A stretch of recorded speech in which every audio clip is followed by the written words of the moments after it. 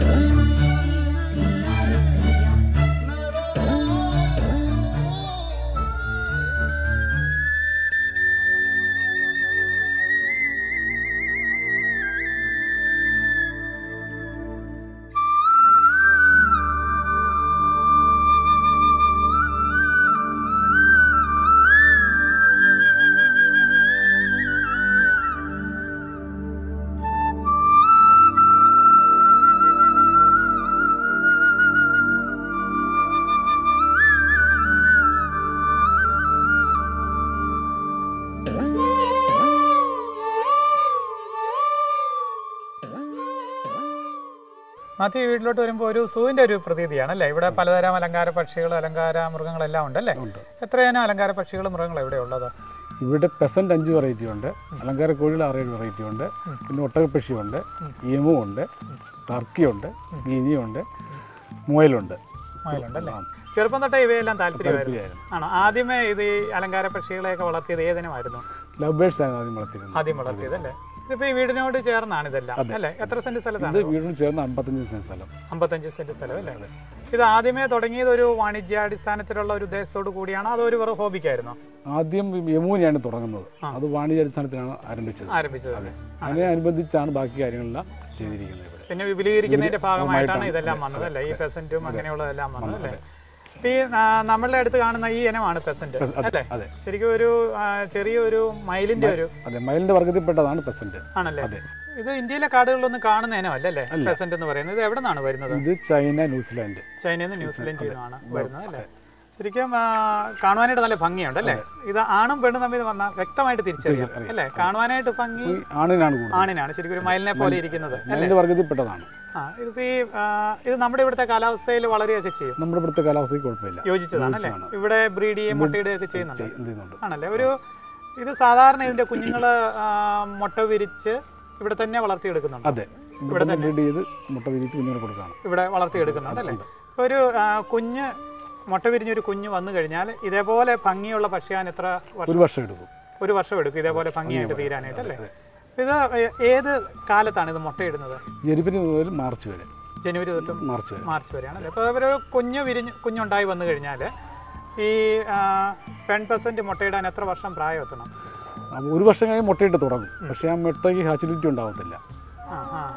മൂന്നാമത്തെ വർഷം മുതലാണ് നമുക്ക് അത് വിരിഞ്ഞ് കിട്ടുന്നത് അല്ലേ? ഒരു സീസണിൽ ഒരു കാലത്ത്, അതായത് ജനുവരി തൊട്ട് മാർച്ച് വരെയാണ് ഇത് മുട്ടയിടുന്നത് അല്ലേ? ആ ഒരു സമയത്ത് ഒരു പെയർ എത്ര മുട്ടകളിടും? ഒരു 10-നും 20-നും ഇടയ്ക്ക് മുട്ടകളിടും. ഒരു പെസന്റ് ഇടും അല്ലേ? അതിൽ എത്ര എണ്ണം വിരിഞ്ഞു കിട്ടും? ഒരു 50% പ്രതീക്ഷിക്കാം വിരിഞ്ഞു കിട്ടുന്നുണ്ട്. ഇതിപ്പോൾ ശരിക്കും ഇതൊരു വീട്ടിലൊരു അലങ്കാര പക്ഷിയെ പോലെ മാത്രമേ ഇതിന് ഉപയോഗമുള്ളൂ. നമ്മുടെ ഇവിടെ അതിനു വേണ്ടിയാണ് ഉപയോഗിക്കുന്നത് ആണല്ലേ? മാത്യു, ഇവിടെ എത്ര ഇനങ്ങളാണ്? 5 ഇനം പെസന്റ്. ഏതൊക്കെ ഇനങ്ങളാണ്? Golden peasant, yellow peasant, white gold, yellow gold, silver, lady arms.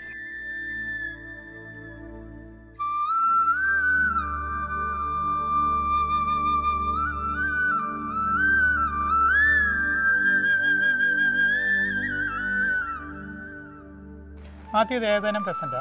ഇത് യെല്ലോ ഗോൾഡ്. യെല്ലോ ഗോൾഡ് അല്ലേ?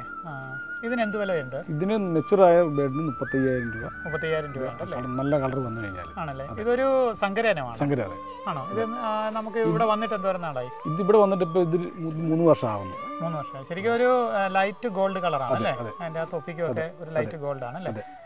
ഇതിൻ്റെ ഇപ്പോൾ ഈ കിടക്കുന്ന ആണും പെണ്ണുമാണ്. അതെ, ആണും പെണ്ണുമാണ് അല്ലേ? ഇത് നമ്മളൊരു പെസന്റിനെ വളർത്തുമ്പോഴത്തേക്കും അതിന്റെ കൂടിന്റെ വലിപ്പം എന്ന് പറയാമോ? കൂടിന് 6 അടി നീളവും 4 അടി വീതി, ഒരു 5 അടി ഹൈറ്റും വേണം. ഈ ഇത്ര നീളത്തിന്റെ ആവശ്യം എന്താ? ഇതിന്റെ വാലിന് 1.5 മീറ്ററോളം നീളം വരും. വാലിന് അല്ലേ? 1.5 മീറ്റർ, അതായത് പൂർണ്ണമായിട്ട് വളർത്തിയാൽ 1.5 നീളം വരും. നീളം വരുന്നുണ്ട് അല്ലേ? ഉയരം എന്തോരം വേണം?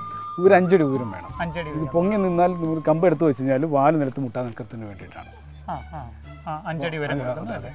പിന്നെ നിലം തയ്യാറാക്കുന്നത്? നിലം നമ്മൾ മണ്ണിൽ തന്നെ വേണം. ബ്രീഡിംഗ് പർപ്പസാണ് ഉദ്ദേശിച്ചെങ്കിൽ നമ്മൾ മണ്ണിൽ തന്നെ നിർത്തണം. നിലവല്ലേ? അതായത് മണ്ണെപ്പോഴും നമ്മൾ മണലിട്ട് കൊടുത്ത് വൃത്തിയാക്കി ഇട്ടാൽ മാത്രം മതി. അപ്പോൾ ഇത് ഇടയ്ക്കൊന്ന് വൃത്തിയാക്കി അല്ലേ? ഇതിന് ഫീഡിന്റെ കാര്യങ്ങൾ, അതിനെ കൊടുക്കുന്ന ഭക്ഷണങ്ങളെ കുറിച്ചൊക്കെ എന്ന് പറയാമോ? ഇത് നമ്മൾ സാധാരണ മുട്ടക്കോഴി കൊടുക്കുന്ന ഫീഡ് മതി. മുട്ടക്കോഴിക്ക് അതായത് നമ്മുടെ സ്റ്റാർട്ടർ അല്ല, ലെയർ അതെ. അതായത് മുട്ടക്കോഴിക്ക് നമ്മൾ കട കിട്ടുന്ന ലെയർ മതി. അതാണ് സാധാരണയായിട്ട് കൊടുക്കുന്നത്. പിന്നെ ഈ മുട്ട കൂടുതൽ ഇടാനായിട്ട് അങ്ങനെ ബ്രീഡിംഗ് സമയം ആകുമ്പോഴത്തേക്ക് പയർ മുളപ്പിച്ച് കൊടുക്കും. കളർ കൂടുതൽ കിട്ടാൻ വേണ്ടി ക്യാരറ്റ് പുഴുങ്ങി കൊടുക്കും. ഇത് പക്ഷിക്ക് കളറാണോ? പക്ഷിക്ക് കളർ കിട്ടാൻ വേണ്ടി ക്യാരറ്റ് കൊടുക്കും. പിന്നെ പച്ച പുല്ലുകൾ കൊടുക്കും. പിന്നെ ഈ മുട്ടയ്ക്ക് വേണ്ടി കാൽസ്യം, അങ്ങനെ കാൽസ്യം പൗഡർ കൊടുക്കും. കാൽസ്യം പൗഡർ കൊടുക്കും. അതൊക്കെ ഈ സമയത്താണ് അല്ലേ? ജാനുവരി മുട്ട ഇടുന്നതിന് വേണ്ടി ഈ നവംബർ ഡിസംബർ ഒക്കെ ആകുമ്പോൾ കൊടുക്കേണ്ടി വരും അല്ലേ? നമ്മളിപ്പോൾ ഒരു പേരിനെ ഞാൻ വളർത്താമെന്ന് വിചാരിക്കുക. എത്ര ചിലവ് വരും ദിവസം? ഒരു ദിവസം നമുക്ക് ഒരു 5 രൂപയുടെ ചിലവ് വരത്തുള്ളൂ. ഒരു പേരിനെ വളർത്തുകയാണെങ്കിൽ 5 രൂപയുടെ അല്ലേ? അപ്പോൾ ഇപ്പം ഇവിടെ എനിക്ക് തോന്നുന്നത് വലിയ ചിലവൊന്നും ഇതിന് വരുന്നില്ല. പക്ഷെ നല്ല ആദായമായിട്ടുള്ള ഒരു പക്ഷിയനം തന്നെയാണ് അല്ലേ? ഇതിന് ഈ മഴയും വെയിലും കൊള്ളുന്നത് കൊണ്ട് പ്രശ്നങ്ങളുണ്ടോ? അതോ മഴക്കാലം നമ്മൾ ശ്രദ്ധിക്കണം അല്ലേ? മഴക്കാലത്ത് അസുഖങ്ങൾ എന്തെങ്കിലും? മഴക്കാലത്ത് അസുഖങ്ങൾ എന്ന് വെച്ചാൽ തണുപ്പടിക്കാൻ പാടില്ല. അപ്പോൾ മഴക്കാലം വരുമ്പോൾ ഇതെല്ലാം മൂടി കിട്ടും. ഈ കൂടെല്ലാം നമ്മൾ ഒതുങ്ങി വെക്കും അല്ലേ? ചാറ്റലടിക്കാതിരിക്കാനായിട്ടല്ലേ? അസുഖങ്ങൾ എന്തെങ്കിലും വരാറുണ്ടോ? അസുഖങ്ങൾ അങ്ങനെ വരാറില്ല. ശ്രദ്ധക്കുറവുകൊണ്ട് ഫീഡിൽ നിന്ന് എന്തെങ്കിലും ഫംഗസ് വന്നിട്ട് അസുഖം വരുന്നില്ല. അതായത് ദിവസവും ഭക്ഷണം മാറ്റാതിരിക്കുക, വെള്ളം മാറ്റാതിരിക്കുക, അങ്ങനെയുള്ള മാത്രം അത്രേ ഉള്ളൂ അല്ലേ? അല്ലെങ്കിൽ ഒരു കുഴപ്പമില്ല അല്ലേ? പിന്നെയുള്ളൊരു കാര്യം, ഇത് തമ്മിൽ ഇപ്പം ഇതിനെ ഓരോ ഇനങ്ങളെ തിരിച്ചാണ് ഇട്ടിരിക്കുന്നത് അല്ലേ? അപ്പോൾ ഇത് തിരിച്ചിട്ടിരിക്കുന്ന ഒരു ഭംഗിക്ക് വേണ്ടിയാണോ? ഇത് തമ്മിൽ അത് കൊത്തുപിടിക്കുകയോ ചെയ്യാറുണ്ട്? ബ്രീഡിംഗ് സമയത്ത് ഒരുമിച്ച് ഇട്ട് കഴിഞ്ഞാൽ അതിന്റെ ഒറിജിനാലിറ്റി നഷ്ടപ്പെടും. ക്രോസ് വരും അല്ലേ? അപ്പൊ ആ ഒറിജിനൽ ആ കളർ എല്ലാം കിട്ടാൻ വേണ്ടി, ഇനത്തിന്റെ അതിന് വേണ്ടിയാണ് ഇത് ഓരോന്നും വെവ്വേറെ ഇട്ടിരിക്കുന്നത് അല്ലേ? ഇത് അപ്പൊ ഓരോ പൂവനും അതിന്റെ ഒപ്പം പെടയാണ് ഇട്ടിരിക്കുന്നത് അല്ലേ? ഇതിനിപ്പം നമ്മളിവിടെ നിൽക്കുമ്പോൾ ഇതിന്റെ ബാക്കി കോഴികളുടെ ഒക്കെ ശബ്ദം കേൾക്കാം. പക്ഷെ ഇതിന്റെ ഒരു ശബ്ദം ഇല്ല. ഇതൊന്നും എപ്പോഴും ഇങ്ങനെ തന്നെയാണ്, സൈലന്റ് ആണ്. അല്ല, ഇത് ബ്രീഡിംഗ് സമയത്ത് ശബ്ദങ്ങൾ കേൾപ്പിക്കും. വളരെ ഒച്ചത്തിൽ ശബ്ദം കേൾപ്പിക്കാനാണ്. അത് ആണാണോ പെണ്ണാണോ? അതാണാണ്. ആണാണല്ലേ?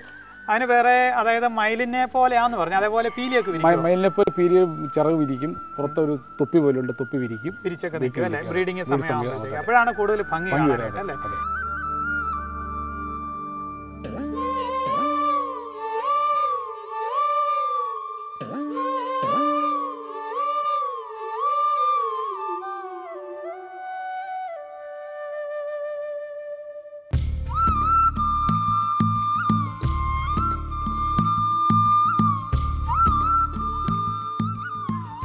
ഇത് ഏതെങ്കിലും പെർസെന്റ്? ഇത് വൈറ്റ് ഗോൾഡ് അല്ലേ? എന്ത് വിലയുണ്ട് വിപണിയിൽ?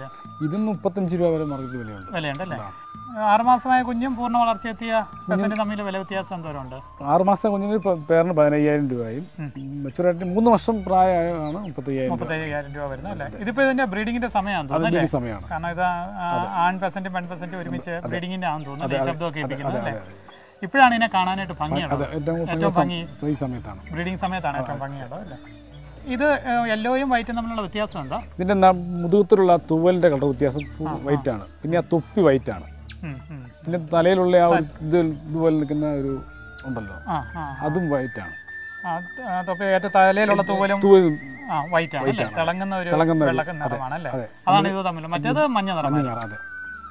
ഇത് നമ്മളിപ്പോ അത് കൂട്ടിലാണ് ഇപ്പൊ ഇവിടെ കിടക്കുന്നത് അല്ലേ? ഇത് നമുക്ക് ഇണങ്ങുമോ? അതായത് നമുക്ക് ഇനി അഴിച്ചുവിടാനോ? അഴിച്ചുവിട്ട് ഇണക്കി വളർത്താൻ പറ്റും അല്ലേ? ചെറുപ്പം മുതലേ നമുക്ക് അതിന് ട്രെയിനിങ് ചെയ്തെടുത്താൽ കുഴപ്പമില്ല, അഴിച്ചുവിട്ട് വളർത്തിയെടുക്കാൻ പറ്റും.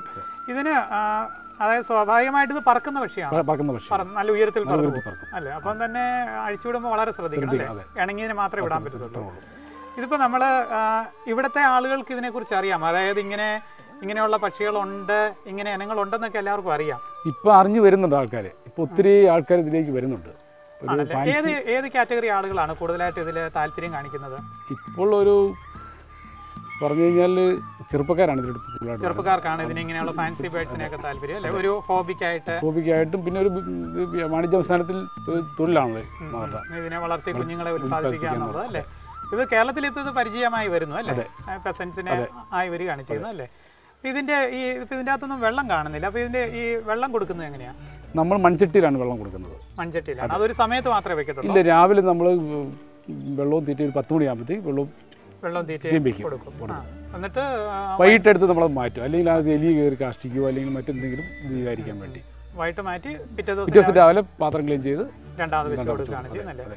അപ്പോൾ ഇത് ഈ മുട്ടയിടുന്ന സമയത്ത് മാത്രമേ ഉള്ളൂ വേറെ ഫീഡ് കൊടുക്കേണ്ടി വരുന്നുള്ളൂ? അത്രേ ഉള്ളൂ അല്ലേ? അതായത് പ്രത്യേകമായിട്ട് പയറ് മുളപ്പിച്ചതും അങ്ങനെയൊക്കെ. പിന്നെ വിറ്റാമിൻ പോലെ അങ്ങനെ എന്തെങ്കിലും കൊടുക്കാറുണ്ട്? വിറ്റാമിൻ നമ്മൾ കാൽസ്യം കൊടുക്കും, പിന്നെ വിറ്റാമിൻ ബി കോംപ്ലക്സ് കൊടുക്കും. അങ്ങനെ വിറ്റാമിൻസ് കൊടുക്കേണ്ടി വരുന്നുണ്ട്. ഈ പല ഇതുണ്ടല്ലോ, നമ്മളിങ്ങനെ കടകളിലുമൊക്കെ ബേഡ്സിനെ വിൽക്കുന്നവർ കൂടുതലായിട്ട് ടെട്രാസൈക്ലിൻ കൊടുക്കുന്നത്, അതായത് വെള്ളത്തിലെല്ലാം ടെട്രാസൈക്ലിൻ ചേർത്ത് കൊടുക്കുന്നത്, അങ്ങനെ ഒരു രീതി ഉണ്ടോ ഇവിടെ? ഇല്ല. അതിന്റെ ആവശ്യം വരാറില്ല. കാരണം അതെനിക്ക് തോന്നുന്നു ഈ കടകളിലെല്ലാം മിക്സ് ചെയ്ത് കിടക്കുമ്പോഴാണ് അസുഖം വരാൻ സാധ്യത അല്ലേ? നമ്മൾ സാധാരണ വളർത്തുമ്പോൾ ടെട്രാസൈക്ലിൻ ആവശ്യമില്ല. അതെനിക്ക് തോന്നുന്നു വളർച്ചയൊക്കെ കളയും തോന്നുന്നു അല്ലേ? വളർച്ച കളയും, പിന്നെ ബ്രീഡിങ് കളയും അല്ലേ?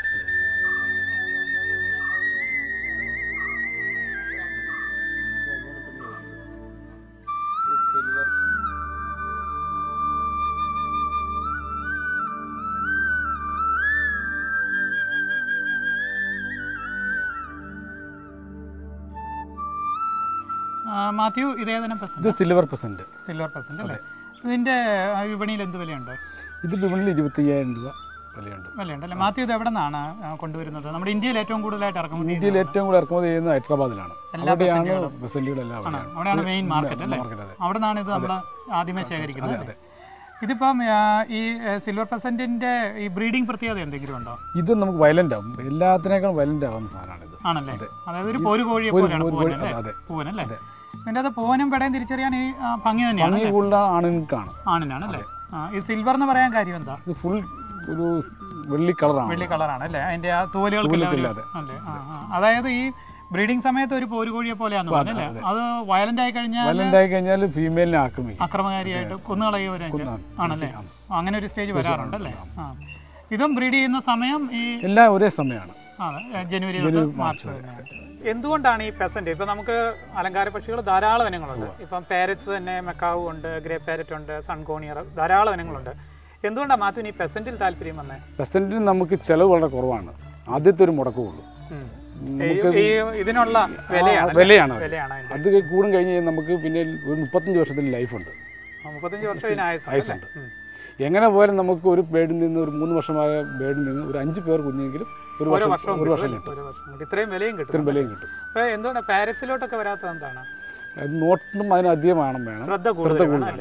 അസുഖങ്ങൾ പെട്ടെന്ന് വരും. ഈ മെക്കാവോ, ഗ്രേ പാരറ്റിനൊക്കെ അസുഖങ്ങൾ കൂടുതലാണ് അല്ലേ? ഇതിന് അത്ര ശ്രദ്ധ വേണ്ട. അതായത് കുറച്ചൊരു ശക്തിയുള്ള ബേർഡാണ് അല്ലേ? ഹാർഡിയാണ് അല്ലേ? ഇതിപ്പോ ഈ കൂട്ടിലോട്ട് തന്നെ നിങ്ങൾ വേറെ ഏതെങ്കിലും ബേർഡ്സിനെയൊക്കെ ഇടാറുണ്ടോ? ഇല്ലല്ലേ? ഇത് മാത്രമേ ഇടുന്നുള്ളൂ അല്ലേ? കാരണം ഇത് മാത്രം കിടക്കുന്നതാണ് ഇവയ്ക്ക് ഇഷ്ടം ആണല്ലേ? ഏതെങ്കിലും സമയത്ത് ഇപ്പൊ നിങ്ങൾക്ക് മാത്യുവിന് 5 കുട്ടികളാവുള്ളൂ അല്ലേ? അവർ ധന്യമായിട്ട് കളിക്കോ അങ്ങനെയൊക്കെ ചെയ്യാറുണ്ടോ? അവരിത് ഫീഡ് കൊടുക്കാൻ സഹായിക്കുകയും ചെയ്യും. അവരാണ് ചെയ്യുന്നത്, ഫീഡ് കൊടുക്കുന്നതും എല്ലാം അല്ലേ? ഇവരുടെ ഉത്തരവാദിത്തമാണ് അല്ലേ? ഇതിനെ നോക്കുന്നത്, ഫീഡ് കൊടുക്കുന്നത് ആണല്ലേ? ഈ മഴക്കാലത്ത് പ്രത്യേക ശ്രദ്ധ വേണം. മഴക്കാലത്ത് നമ്മൾ ഇത് തണുപ്പടിക്കാൻ പാടില്ല. തണുപ്പടിച്ചു കഴിഞ്ഞാൽ ഇതിന് കാലിന് അസുഖങ്ങൾ വരും. മണ്ണിലാണ് നിൽക്കുന്നത്. മണ്ണിൽ നിന്നാൽ ഇത് വീടാകത്തുള്ളൂ. അപ്പോൾ അതുകൊണ്ട് കൂടുതൽ തണുപ്പടിക്കാതെ നമ്മൾ ശ്രദ്ധിക്കണം ആണല്ലേ? അതെ. ആ സമയത്ത് നമ്മൾ ഗ്രീൻ നെറ്റ് കൊണ്ട് ഇത് പൊതിഞ്ഞ് കിട്ടും. അപ്പോൾ ഈ തണുപ്പടിക്കാതിരിക്കാൻ വേണ്ടിയായിരിക്കും ഈ മെറ്റൽ പൊടി ഇട്ടിരിക്കുന്നത് അല്ലേ? ചൂട് കിട്ടാൻ വേണ്ടി, മണ്ണിൽ നിൽക്കാൻ വേണ്ടി, മണ്ണ് ഭംഗിക്കും വേണ്ടിയാണ്. പിന്നെ ഭംഗിക്കും ചൂട് കിട്ടാൻ വേണ്ടി. ഈ ചൂട് കിട്ടുന്നത് തണുപ്പ് കാലത്ത് മാത്രം ആവശ്യം, അതോ മുട്ടയിടയിലും ഇതിന് ഈ ചൂട് കൊണ്ടുവന്ന് ചൂടും മഞ്ഞും ഉണ്ടെങ്കിൽ മാത്രമേ ഇത് വീടാകത്തുള്ളൂ ആണല്ലേ? അപ്പം നല്ലൊരു കാലാവസ്ഥയിൽ മാത്രമേ ഉള്ളൂ ഒരു പേരിൽ നിന്നും ഒരു സീസണിൽ 18 മുട്ട കിട്ടുള്ളൂ. അല്ലെങ്കിൽ എണ്ണം കുറയും, മുട്ട വിരിയുന്നതും എല്ലാം കുറയുന്നുണ്ടല്ലേ?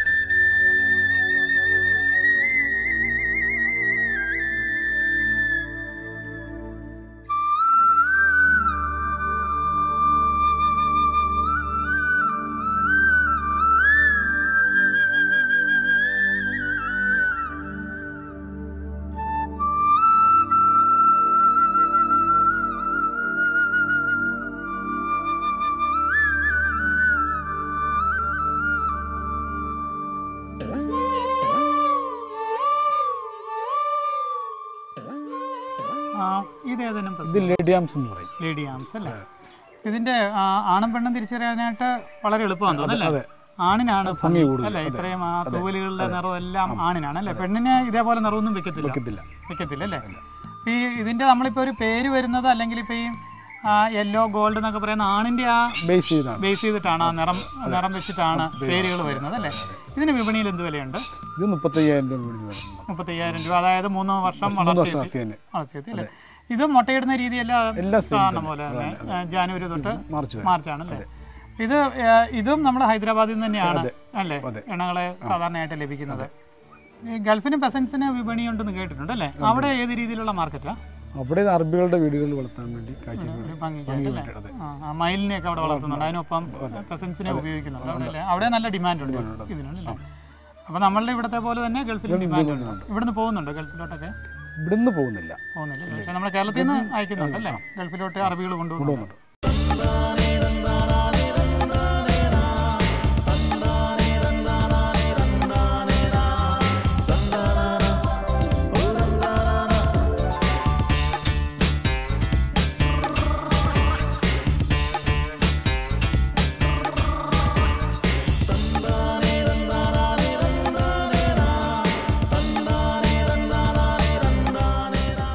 ഇത് ജാനുവരി തൊട്ട് മാർച്ച് വരെയാണ് മുട്ടയിടുന്നത് അല്ലേ?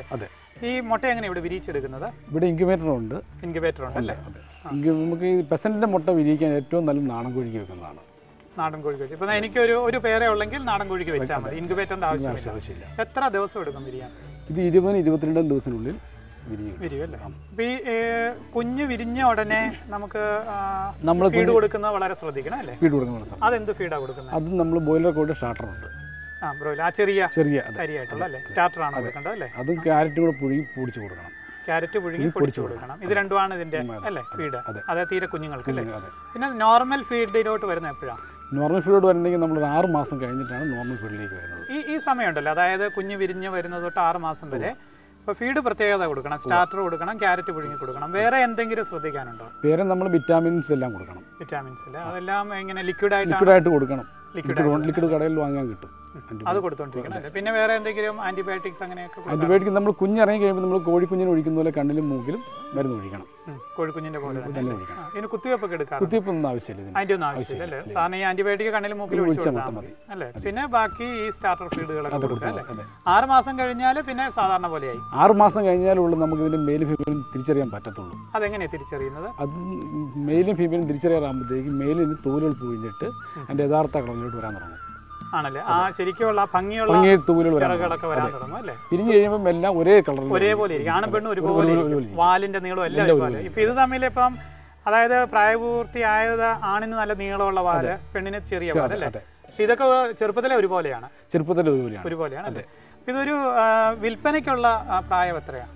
വിൽപ്പനയ്ക്ക് നമുക്ക് മെയിൽ ഫീമെയിൽ കൺഫേം ആക്കി കൊടുക്കണമെങ്കിൽ 6 മാസം കഴിയും. 6 മാസം കഴിഞ്ഞ് അല്ലേ? 6 മാസം കഴിഞ്ഞ് നമുക്ക് വിൽക്കാൻ പറ്റും അല്ലേ?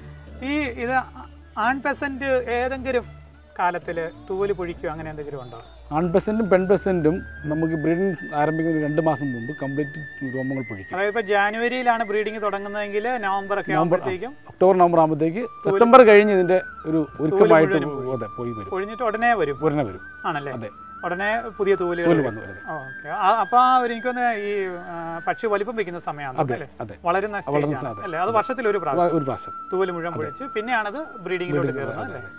ഈ ഇൻക്യുബേറ്റർ കൂടാതെ നമുക്ക് നാടൻ കോഴിയിൽ ഇത് വിരിച്ചെടുക്കാം. അതിനും സമയം എല്ലാ സമയം ഇൻക്യുബേറ്ററിൽ വെച്ചാലും കോഴിക്ക് വെച്ചാലും സമയമല്ലോ ആണല്ലേ? അപ്പൊ ആദ്യത്തെ ഈ തീരെ കുഞ്ഞുങ്ങളെ കോഴിയോടൊപ്പം വിടാണോ ചെയ്യുന്നത്? ഇല്ല, നമ്മൾ ബൾബിട്ട് നമ്മൾ മുട്ടക്കോഴിയുടെ കുഞ്ഞുങ്ങളെ എങ്ങനെ ചെയ്യുന്നു അതേ രീതി ബൾബൊക്കെ ഇട്ട് ചൂട് കൊടുത്ത് വളർത്തിയെടുക്കുകയാണ് ചെയ്യുന്നത് അല്ലേ?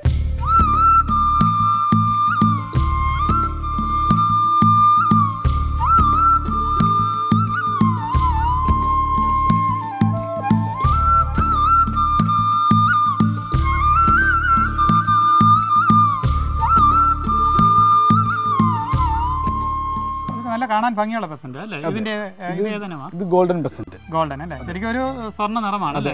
ആണിനൊരു സ്വർണ്ണ കളറാണ്. എനിക്ക് തോന്നുന്നത് ഏറ്റവും നിറവൈവിധ്യം ഇതിനകത്ത് അല്ലേ? പല നിറത്തിലുള്ള തൂവലുകളാണ്. ഇതിന് വിപണിയിൽ എന്ത് വിലയുണ്ട്? ഇത് വിപണിയിൽ 18,000 രൂപ. മച്ചുറായ ബേർഡിന് 18,000 ഉണ്ട് അല്ലേ? ഇതിന്റെ ഇപ്പൊ ഈ വാൽ എനിക്ക് തോന്നുന്നു ഇതിപ്പം കൊഴിഞ്ഞിട്ട് പുതിയത് വരുന്നതാന്ന് തോന്നുന്നല്ലേ? ഇത് പൊഴിഞ്ഞിട്ട് വന്നതാണ്. ഇത് മണ്ണിൽ നിൽക്കുന്ന മണ്ണ് മുട്ടുന്നതുകൊണ്ടാണ് ഈ വാലിന് നീളം കുറഞ്ഞു പോയത്. നീളം കുറയുന്നത് അല്ലേ? അപ്പൊ അതിൽ നിന്നും എങ്ങനെയാണ് നമുക്കിത് വീട്ടിൽ അലങ്കാരത്തിന് വേണ്ടി വളർത്തുവാണെങ്കിൽ നമുക്ക് അടിയിൽ തറയോടൊക്കെ പാകി നല്ല വൃത്തിയായിട്ട് നിർത്തുവാണെങ്കിൽ നന്നായിട്ട് വാൽ അതേപോലെ ഭംഗിയായിട്ട്. ബ്രീഡിങ്ങിനാണെങ്കിൽ പറ്റത്തില്ല, മണ്ണിൽ തന്നെ നിൽക്കണം അല്ലേ? എന്നാലേ ബ്രീഡ് ചെയ്യത്തുള്ളൂ. അപ്പൊ മണ്ണിൽ നിൽക്കുമ്പോൾ ബ്രീഡ് ചെയ്യും, പക്ഷെ വാലിന് ആ നീളവും ഭംഗിയൊന്നും കിട്ടത്തില്ല.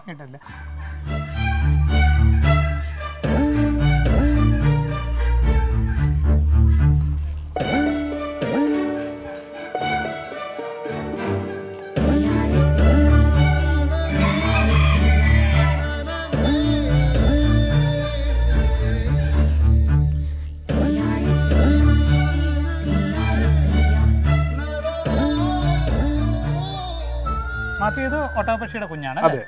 ഇത് കേരളത്തിൽ വളരെ കുറച്ച് പേര് മാത്രമേ വളർത്തുള്ളൂ. ഇവിടെ എത്ര എണ്ണം ഉണ്ട്? ഇവിടെ 4 ഉണ്ട് അല്ലേ? മാത്തിന് ഇത് എവിടെ നിന്നാണ് കിട്ടിയത്? ഞാൻ ബാംഗ്ലൂരിൽ നിന്ന്. ബാംഗ്ലൂരിൽ നിന്ന് അല്ലേ? ഒരു ഇണയല്ലേ പേരിന് എന്ത് വിലയുണ്ട്? ഒരു പേരിന് ഇപ്പോൾ 1 ലക്ഷം രൂപ വിലയുണ്ട്. 1 ലക്ഷം. ഇത് എന്ത് പ്രായമായ കുഞ്ഞുങ്ങളാണ്? ഇത് 1.5 മാസം പ്രായം. 1.5 മാസം മുട്ട വിരിഞ്ഞ് 1.5 മാസം പ്രായമായതാണ് അല്ലേ? ഇതിൽ ഈ പ്രായത്തിൽ ആണും പെണ്ണും തിരിച്ചറിയാൻ പറ്റും? ആണും പെണ്ണും തിരിച്ചറിയാൻ DNA ടെസ്റ്റ് ചെയ്ത് DNA ചെക്ക് ചെയ്തിട്ടാണ്, ടെസ്റ്റ് ചെയ്തിട്ടാണ് ആണും പെണ്ണും തിരിച്ചറിഞ്ഞിരിക്കുന്നത് അല്ലേ?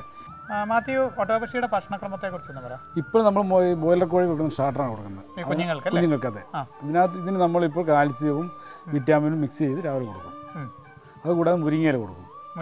അതെ. അതുകൂടാതെ ഉച്ചയാകുമ്പോഴത്തേക്ക് മുട്ട പുഴുങ്ങി കൊടുക്കും. പിന്നെ വൈകിട്ട് നമ്മൾ ഇതിന് ദഹനപ്രക്രിയക്ക് വേണ്ടിയിട്ട് തൈരും ചോറും കൊടുക്കും. തൈരും ചോറും മിക്സ് ചെയ്തിട്ട് കൊടുക്കുന്നുണ്ടല്ലേ? ദഹനത്തിന് കിട്ടാനായിട്ടല്ലേ? ഇതിപ്പം ഇതിന്റെ വളർച്ച പെട്ടെന്ന് വളർന്നു വരുമോ? ഇത് ഒരു വർഷം 1 മാസം കൊണ്ട് 1 അടി ഉയരം വെക്കും. 1 അടി ഉയരം വെക്കും അല്ലേ? അതായത് ഇതിന് ശരിക്കും ഒരു അഡൽട്ട് അല്ലെങ്കിൽ പൂർണ്ണ വളർച്ച എത്താനായിട്ട് എത്ര മാസം എടുക്കും? 2 വർഷം കൊണ്ട് 140 കിലോ വെയിറ്റ് വരും. 140 അല്ലേ? അപ്പോൾ നമുക്ക് കിട്ടുന്ന കുഞ്ഞിന് എന്ത് വെയിറ്റ് കാണും?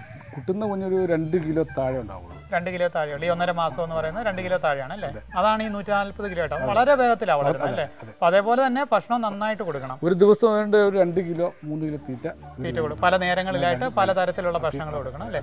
ഇതിപ്പോൾ നമ്മളിപ്പോൾ 1.5 മാസമുള്ള കുഞ്ഞിനെ മേടിച്ചു കഴിഞ്ഞാൽ ആദ്യത്തെ ദശയിൽ വളരെ ശ്രദ്ധ വേണം. 3 മാസം നമ്മൾ നന്നായി ശ്രദ്ധിക്കണം, ശരിക്കും ശ്രദ്ധിക്കണം അല്ലേ? അത് എന്തുകൊണ്ടാണ്? അത് പെട്ടെന്ന് ഇതിന് രോഗങ്ങൾ വരാൻ ചാൻസ് ഉണ്ട്. ആണല്ലേ? എന്ത് തളർച്ച, വെയിറ്റ് കൂടുന്നതുകൊണ്ട് കാലിന് പെട്ടെന്ന് ബലക്ഷയം വന്ന് പോളിയോ പോലെയൊക്കെ വരും അല്ലേ? പിന്നെ വേറെ എന്തെങ്കിലും അസുഖങ്ങൾ? വേറെ അസുഖങ്ങൾ അങ്ങനെ നമുക്ക് മെയിനായിട്ട് ശ്രദ്ധിക്കേണ്ടത് കാലിൻ്റെയാണ്. അതിനെന്തെങ്കിലും പ്രത്യേകിച്ച് ശ്രദ്ധ എങ്ങനെയാ? ശ്രദ്ധ നമ്മൾ തണുപ്പടിക്കാതെ ശ്രദ്ധിക്കണം, മഴ നനയരുത്. ഒരു 3 മാസക്കാലത്തേക്ക്. 3 മാസത്തേക്ക് അല്ലേ? ഇപ്പൊ നമ്മൾ ആദ്യമേ കൊടുക്കുന്ന സ്റ്റാർട്ടറാണ് അല്ലേ? മെയിൻ ആയിട്ട് കൊടുക്കുന്ന സ്റ്റാർട്ടറാണ്. അപ്പോൾ വലുതായി കഴിഞ്ഞാൽ നമ്മളിപ്പോൾ ഗ്രോവർ കൊടുക്കും അല്ലേ? ലെയർ കൊടുക്കാറുണ്ട്. ലെയർ നമുക്ക് മുട്ടയുടെ സമയമാകുമ്പോഴത്തേക്ക് ലെയർ കൊടുത്താൽ മതി അല്ലേ? ലെയർ എന്ന് പറയുന്ന ഫീഡ് അല്ലേ? പിന്നെ അപ്പോൾ സ്റ്റാർട്ടർ കഴിഞ്ഞിട്ട് ഗ്രോവർ ആകുന്നത് അല്ലേ? 3 മാസം കഴിയുമ്പോൾ ഗ്രോവറോട് വന്നു. അത് കഴിഞ്ഞ് മുട്ടയുടെ സീസൺ സമയമാകുമ്പോൾ ലെയർ ബാക്കിയുള്ള ഈ അലങ്കാര പക്ഷികൾ കൊടുക്കുന്ന കോഴികൾക്കും പെസന്റിനും കൊടുക്കുന്ന അതേ ഭക്ഷണം തന്നെ ആകും അല്ലേ? ഇതിന്റെ ഈ വിപണി എന്താണ്? അതായത് നമുക്ക് ഇവിടെയുള്ള സാധ്യത എന്താ? ഇവിടെ നമുക്ക് ഇതിന് മീറ്റിന് വേണ്ടിയാണ് ഞങ്ങൾ ഉദ്ദേശിക്കുന്നത്. ഇപ്പൊ നമുക്ക് ഫാൻസി ഐറ്റമായിട്ട് ഫാൻസി ബേർഡ് ആയിട്ടാണ് വന്നിരിക്കുന്നത് അല്ലേ? വളരെ കുറച്ച് പേർക്കേ ഉള്ളൂ അല്ലേ? വളരെ കുറച്ച്. കേരളത്തിൽ ഒരു 10-15 പേരെ വന്നിട്ടുള്ളൂ. 10-15 പേരേ ഉള്ളൂ. ഇതിപ്പം കേരളം വിട്ട് അന്യ സംസ്ഥാനങ്ങളിൽ ഇതിങ്ങനെ വളർത്തുന്നു. ബാംഗ്ലൂരിലുണ്ട്, തമിഴ്നാട് മദ്രാസിലുണ്ട്. മാത്യു, ഒട്ടകപ്പക്ഷിയുടെ കേരളത്തിലെ വിപണന സാധ്യത എന്താ? കേരളത്തിൽ നമുക്ക് കുഞ്ഞുങ്ങളെ വിൽക്കാൻ സാധിക്കും. കുഞ്ഞുങ്ങളെ വിൽക്കാനായിട്ട് സാധിക്കും അല്ലേ? അതായത് ഇത് എന്തോരം വളർച്ച എത്തണം മുട്ടകൾ കിട്ടുവാനായിട്ട്? 2.5 വർഷം കഴിഞ്ഞാലുള്ളത് മുട്ടയിടാറാവുള്ളൂ. മുട്ടയിടാൻ പ്രായമാകത്തുള്ളൂ അല്ലേ? അത് കഴിഞ്ഞിട്ടാണ് മുട്ടകൾ നമുക്ക് കുഞ്ഞുങ്ങളെ വിരിയിക്കാനായിട്ട് അല്ലേ? ഇതിന് മുട്ടയിടുന്ന ക്രമം അങ്ങനെ എന്തെങ്കിലും ഉണ്ടോ?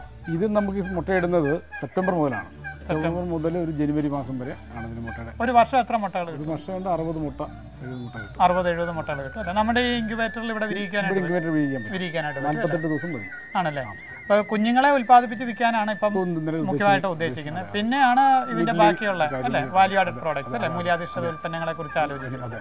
ഈ ഒട്ടകപ്പക്ഷി എമുവും കണ്ടു കഴിഞ്ഞാൽ ഏകദേശം ഒരുപോലെ ഇരിക്കുന്നുണ്ട്. രണ്ടും ഫ്ലൈറ്റ്ലെസ്സാണ്, പറക്കാനായിട്ട് ശേഷിയില്ലാത്തതാണ് അല്ലേ? എമു ഒട്ടകപ്പക്ഷിയും തമ്മിലുള്ള വ്യത്യാസം എന്താ?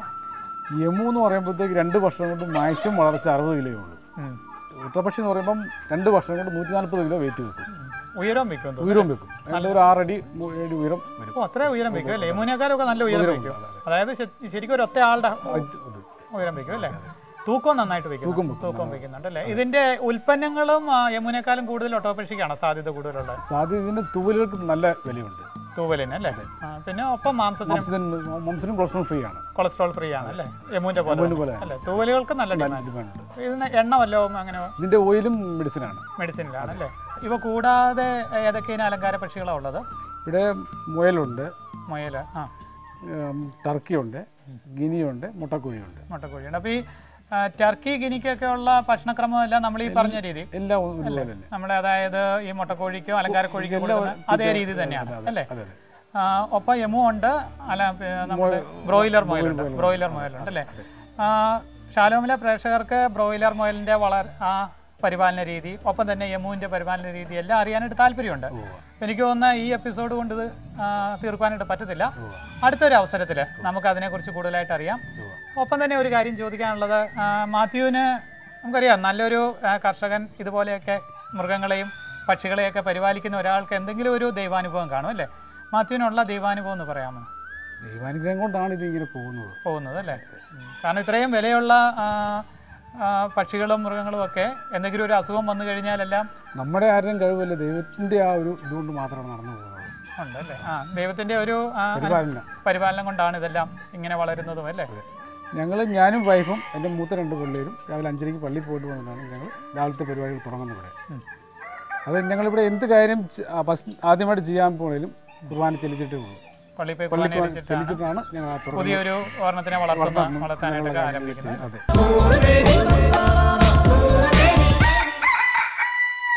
ബൈബിൾ പറയുന്നു, നിങ്ങളുടെ പദ്ധതികൾ ദൈവത്തിൽ അർപ്പിക്കുക, അവിടുന്ന് അത് ഫലമണിയിക്കും. ഏതൊരു പുതിയ സംരംഭം ആരംഭിക്കുന്നതിന് മുൻപും ദൈവത്തിൻ്റെയും മാതാപിതാക്കളുടെയും അനുഗ്രഹം നേടുന്നത് തീർച്ചയായും ആ സംരംഭത്തിൻ്റെ അടിത്തറ ശക്തമാകാൻ സഹായിക്കും. വിളവിൻ്റെ 100 മേനിയുടെ ഈ എപ്പിസോഡ് ഇവിടെ പൂർണ്ണമാകുന്നു. തികച്ചും വ്യത്യസ്തമായ കൃഷിയും കൃഷിരീതികളും അനുവർത്തിക്കുന്ന കർഷകർ ഞങ്ങളുമായി ബന്ധപ്പെടുക. To the producer, വിളവിൻ്റെ 100 Meni, Shalom television, Peruvannamuzhi PO, Kozhikode 673528. Email info@shalomtelevision.com. Phone 0496 266 4688. അടുത്തയാഴ്ച മറ്റൊരു കാർഷിക വിഷയവുമായി നമുക്ക് വീണ്ടും കണ്ടുമുട്ടാം.